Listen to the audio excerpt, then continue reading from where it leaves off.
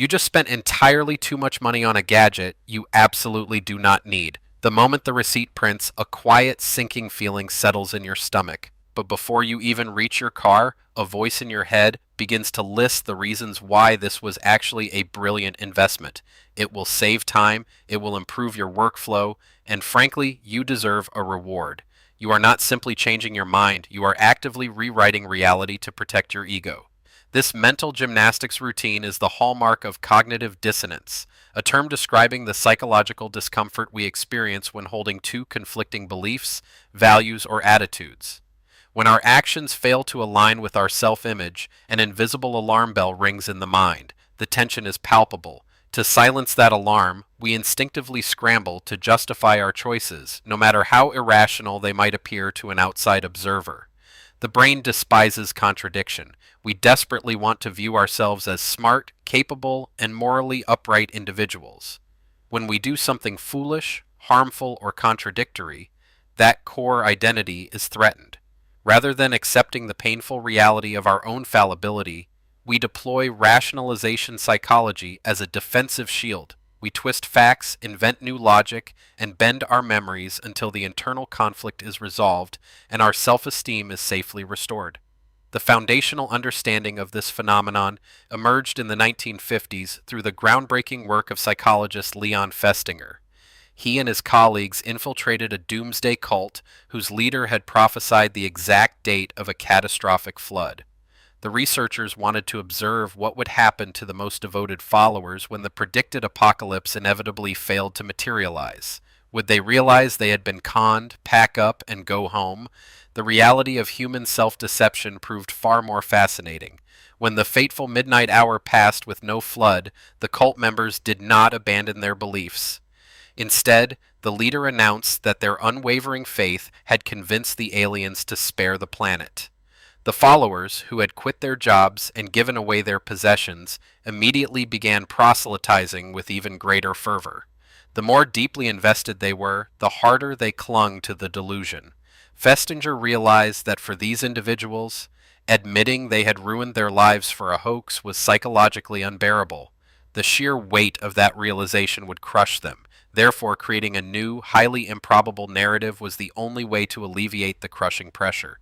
This extreme example perfectly illustrates a universal human truth.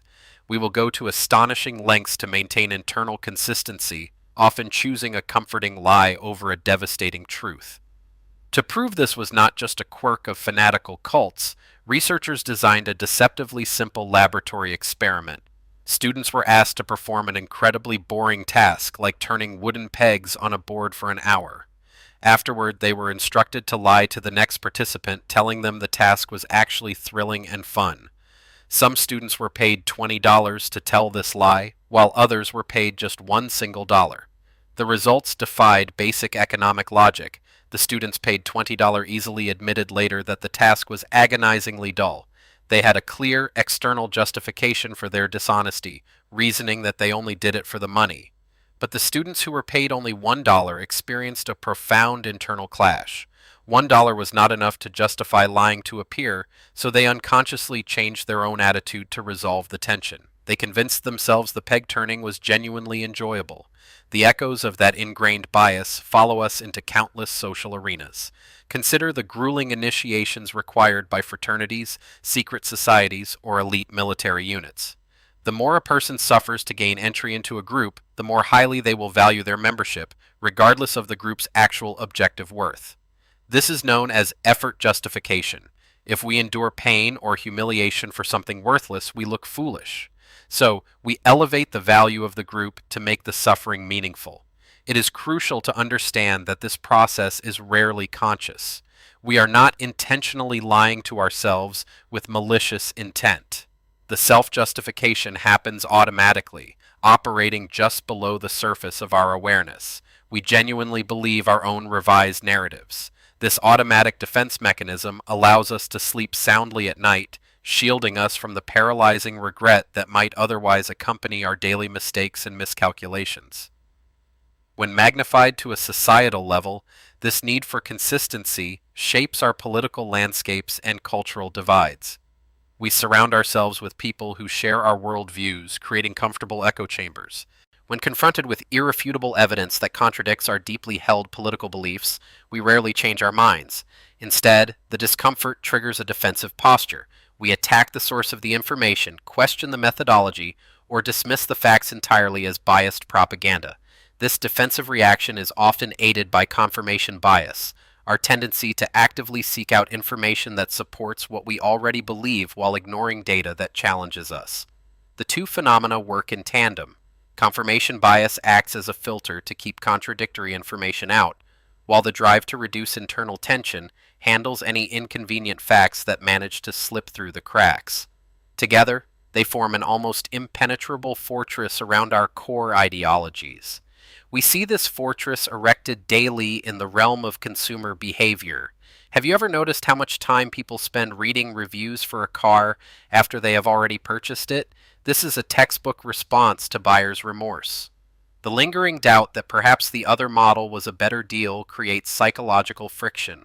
Reading glowing reviews of the car sitting in the driveway soothes that friction, reinforcing the narrative that the right choice was made. Recognizing this pattern in ourselves is profoundly humbling.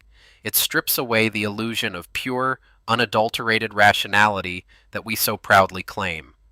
We like to think of ourselves as scientists, gathering data and objectively arriving at the most logical conclusion.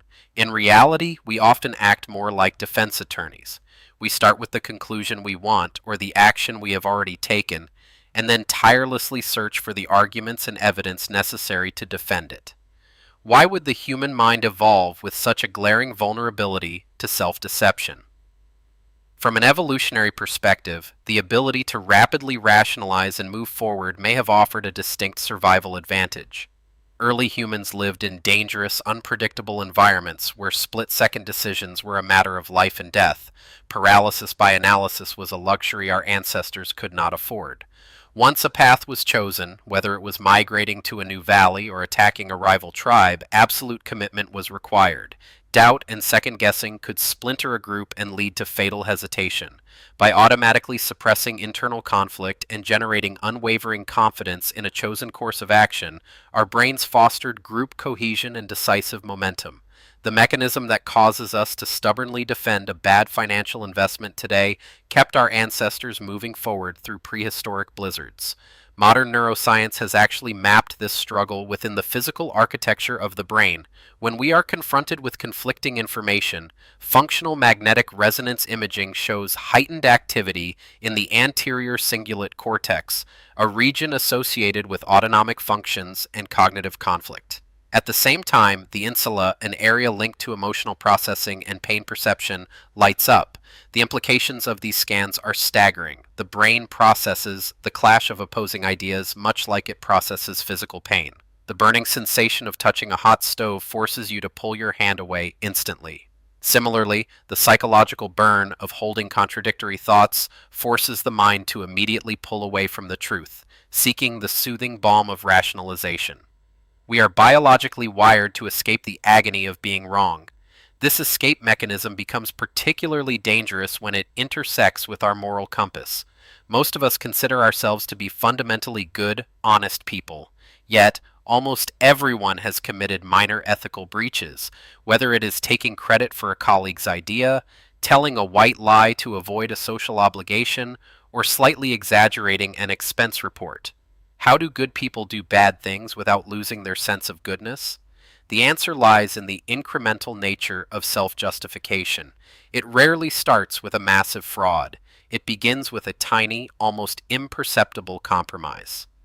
You take a pen from the office. The internal tension sparks briefly, but you quickly extinguish it by reasoning that the company underpays you anyway, or that everyone else does it. You have successfully neutralized the threat to your moral identity. The pen is just a pen, but the precedent is monumental. Once that initial rationalization is accepted as truth, the next ethical compromise becomes slightly easier to swallow. The line between right and wrong begins to blur and shift. Over time, a series of small, internally justified decisions can lead a person down a path they never would have consciously chosen. The corporate executive who embezzles millions did not wake up one day and decide to become a criminal. They took a series of small steps, justifying each one along the way. This slow drift into moral ambiguity highlights the hidden danger of absolute certainty. When we are entirely convinced of our own righteousness, we become blind to the mental gymnastics sustaining that conviction. The most dangerous individuals in history were rarely those who believed they were doing evil. They were those whose profound internal conflicts had been entirely paved over by layers of impenetrable self-justification, allowing them to commit atrocities with a clear conscience.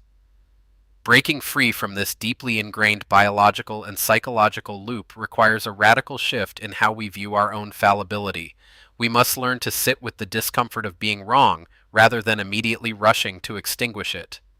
When that familiar sinking feeling of contradiction arises, it should be treated not as a threat to be neutralized, but as an invitation to pause. It is a signal that our map of reality needs updating. The next time you find yourself aggressively defending a mistake or feeling disproportionately angry at a piece of contradictory evidence, take a breath. Ask yourself what you are truly defending. Are you protecting the truth, or are you protecting your self-image? By creating just a little bit of space between the psychological trigger and our automatic defensive response, we can begin to dismantle the narratives we spin for ourselves. Exploring the architecture of our own minds reveals a profound vulnerability, but also a remarkable opportunity for growth. We are storytelling creatures, and the most elaborate, convincing stories we tell are the ones we tell ourselves. By shedding light on the quiet machinery of rationalization, we gain the power to write a truer narrative. We learn that admitting a mistake does not diminish our worth, but rather demonstrates the ultimate strength of a truly self-aware mind.